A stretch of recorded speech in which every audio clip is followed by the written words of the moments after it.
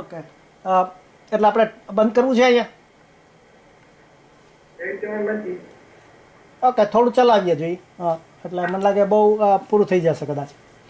એટલે બિયારણની વાત કરે છે કે સુધારેલા બિયારણના ઉત્પાદન માટે છોડ પર પરાગનયન દ્વારા સંકરણ કરી સંકર બિયારણ ઉત્પન્ન કરવામાં આવે છે. જો આપણે આગળનો પાઠ શીખાતા એમાં પરાગનયનની વાત કરી હતી કે ફૂલમાંથી ફળ કેવી રીતે બને.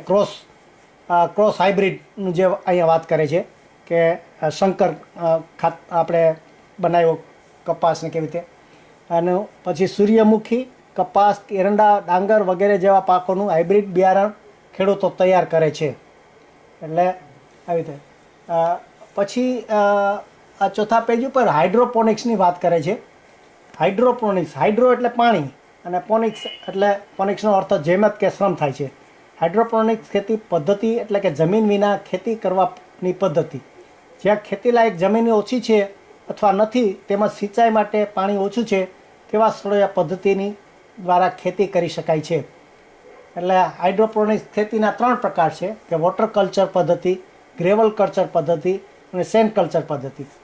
હવે આ વોટર કલ્ચરની જે વાત કરે છે ત્યારે હું અહીંયા એક વેબસાઇટમાં એક બતાવું છું ચિત્ર કે જે અહીંયા ન્યુયોર્કમાં એક જે તમને નહીં દેખાય અત્યારે મારે બતાવે છે કે એક રેસ્ટોરન્ટ છે. એણે ઉપર મોટું જૂનું મકાન હતું એ ખરીદી લઈ, 100 વર્ષ જૂનું મકાન, એના ઉપર જ આ કેવી રીતે થાંભલા ઉપર બધા હાઇડ્રોપોનિક્સ એટલે થાંભલાની અંદર કાળા જેમ ચકલીના માળા હોય એવી રીતે મૂકી અને એની અંદર છોડ કેવી રીતે બધા કોબીજ ને મરચાં ને તે બધાના છોડો મૂક્યા છે. વચ્ચેથી પાણીની પાઇપલાઇનો જાય છે એટલે મૂળિયા એની પાઇપની અંદર હોય, જે પ્લાસ્ટિકના પાઇપ હોય એની, અને પછી એ પાછું એક ટેન્કમાં ભેગું થાય. ત્યાંથી પાછું એ પાણીની અંદર ખાતરને બધું ભેળવી અને પાછું એવી રીતે આ બધા છોડોને આપતું જાય. અને આ બધા જ્યારે તૈયાર થાય ત્યારે એ બધા કોબીજને ઉતારીને સીધું નીચે ટેરેસમાંથી આ ભોંય તળિયાનું રેસ્ટોરન્ટ છે ત્યાં રસોડામાં સીધા વહી જાય. એટલે આવી રીતે ટ્રાન્સપોર્ટનું સ્ટેશનનું ખર્ચ બચી જાય અને ત્યાં તાજું શાકભાજી એના જ રેસ્ટોરન્ટમાં આવી રીતે બને છે. આ બહુ મોટી બહુ છે. હું એની ઘણી બધી વાતો પછી ત્યાં આપણે ક્લાસ હશે ત્યારે કરશું, પણ અત્યારે ખાલી તમને એક ચિત્ર એનું બતાવી દીધું. હવે આપણે ફરીથી આના ઉપર આવીએ પાઠ ઉપર કે વોટર કલ્ચરની જે વાત કરી છે કે આમાં પીવીસી પાઇપ લઈ યોગ્ય યંત્રે કાણા પાડી છોડના મૂળને કાણામાં ગોઠવવામાં આવે છે. એક કરતાં વધારે પાઇપનું જોડાણ કરી દરેક પાઇપમાં potassium, calcium, iron, manganese, boron અને ગંધક જેવા તત્વોયુક્ત પાણી વેડવામાં આવે છે. છોડના વિકાસ માટે જરૂરી પાણી અને પોષક તત્વો આજે મેં હમણાં તમને બતાવ્યું ને એ બધો જ ઉપયોગ અહીંયા ખરેખર થયો છે. ના પાઇપ દ્વારા મળી રહે છે. વધારાનું પાણી પાઇપના છેડે બીજા પાત્રમાં એકત્ર કરી ફરીથી વેડવામાં આવે છે. પરિણામે પાણી અને ખાતરની બચત થાય છે. આજે આમાં જે વર્ણન લખ્યું છે એવું વાસ્તવિકમાં અહીંયા ન્યુયોર્કમાં બન્યું છે, એની વાતો આપણે કરશું. પછી ગ્રેવલ કલ્ચરની પદ્ધતિ કહે છે. ગ્રેવલ એટલે આપણે નાના કાંકરા, જે કાંકરી કહેવાય ને, અને સેન્ડ કલ્ચર એટલે સેન્ડ એટલે રેતી. એટલે કાંકરા અને રેતીની અંદર પણ કેવી રીતે પાણીથી ખેતી થાય છે એની વાત કરે છે કે આ પદ્ધતિમાં મકાનની છત પર પ્લાસ્ટિક નાખી તેના પર રોપા સ્થિર ઊભા રહે તે માટે કાંકરાનો 1 ફૂટ જેટલો સ્તર તૈયાર કરવામાં આવે છે. કાંકરાના સ્તરમાં યોગ્ય અંતરે રોપવામાં આવે છે. આ રોપા ઉપર પોષક તત્વોયુક્ત પાણીનો છંટકાવ કરવામાં આવે છે. આ જ રીતે સેન્ડ કલ્ચર પદ્ધતિમાં રેતીનું સ્તર તૈયાર કરી રોપા ઉછેરવામાં આવે છે.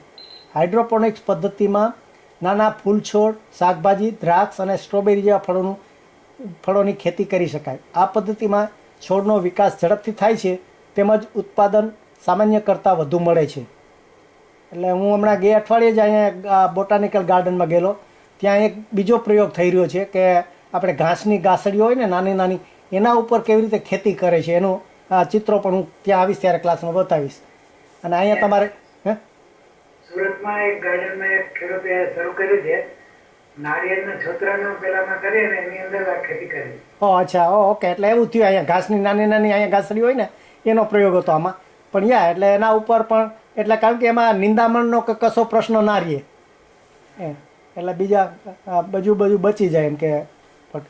એટલે આ ચિત્રમાં જો સેન્ડ કલ્ચર અને ગ્રાવેલ કલ્ચરના થોડા ચિત્રો આપ્યા છે.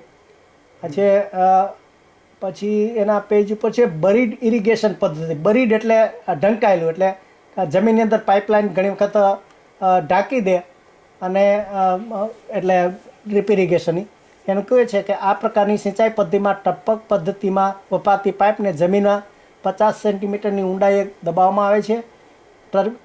ટરી પ્લાન દ્વારા પાઇપમાં દાખલ થતા નાના નાના મૂળિયાને રોકવામાં આવે છે. આ ઉપરાંત ડ્રોપરમાં એવી ગોઠવણ કરવામાં આવેલી હોય છે કે જેથી પાણી બંધ થાય ત્યારે માટી અંદર પ્રવેશે નહીં. આ પ્રકારની સિંચાઈથી અસરકારક ખેતી થઈ શકે છે. એટલે એ બરીડ ઇરિગેશન કહે છે. પછી ફુવારા પદ્ધતિની વાત કરે છે. આપણે ત્યાં પણ થોડા ફુવારા પદ્ધતિ આવી ગઈ છે. આ પદ્ધતિમાં નિશ્ચિત અંતરે ફુવારા ગોઠવવામાં આવે છે. સમાંતરે ફુવારા ચાલુ કરી છોડને જરૂરી પાણી સોંચવામાં આવે છે. ફુવારા સિંચાઈની શૃંખલા ફૂલવાડીઓ, બગીચા અને નેટ હાઉસના ઉદ્દેશથી વિકસાવવામાં આવી છે. આ પદ્ધતિમાં પ્રતિ કલાક 30 થી 300 લીટર સુધીનું પાણી સિંચાય છે. એટલે આપણે ત્યાં આવે છે, પણ આપણે ઘણી વખત ફરિયાદ લોકો કરે છે કે પવન હોય ત્યારે આ જે સ્પ્રિંકલર હોય એનું પાણી એક જ બાજુ પડે છે, બીજી બાજુ નથી. તો એના બધા એવા પ્રશ્નો છે, એનું શું કરવું જોઈએ એ તમારે વિદ્યાર્થી તરીકે વિચારવાનું. પછી સિંચાઈ પદ્ધતિનું સંચાલન. તો એમાં કહે છે કે કમ્પ્યુટર દ્વારા નિર્ધારિત સમય માટે પાણીના સિંચનનું કાર્ય થાય છે.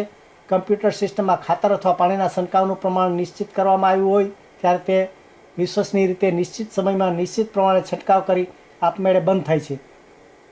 એટલે આ જે હું પહેલાં વાત કરતો હતો ને કે અહીંયા જે મોડર્ન ટ્રેક્ટર ઉપર બધા કમ્પ્યુટર મૂકીને બધું કંટ્રોલ કરે છે ખાતરનો અને પાણીનો, એને લગતી થોડીક એવી વાત છે.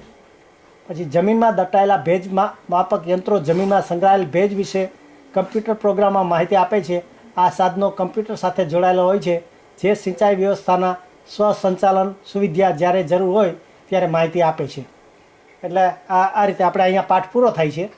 એટલે આ બહુ ટૂંકમાં ઘણી બધી વસ્તુઓ સમજાવી દીધી છે, પણ આપણે ક્લાસમાં તમને પ્રોજેક્ટ આપશું, એમાં તમારા આના વિશે ઘણું બધું લાવવાનું. કારણ કે આપણે ખેડૂત છીએ, ખેડૂતના દીકરા છીએ. ખેતીમાં કેમ ઉપયોગી થવું એ પણ આપણને ધગશ હોવી જોઈએ.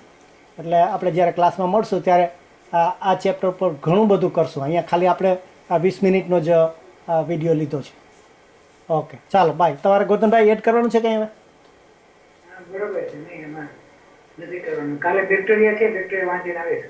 ઓકે ચાલો.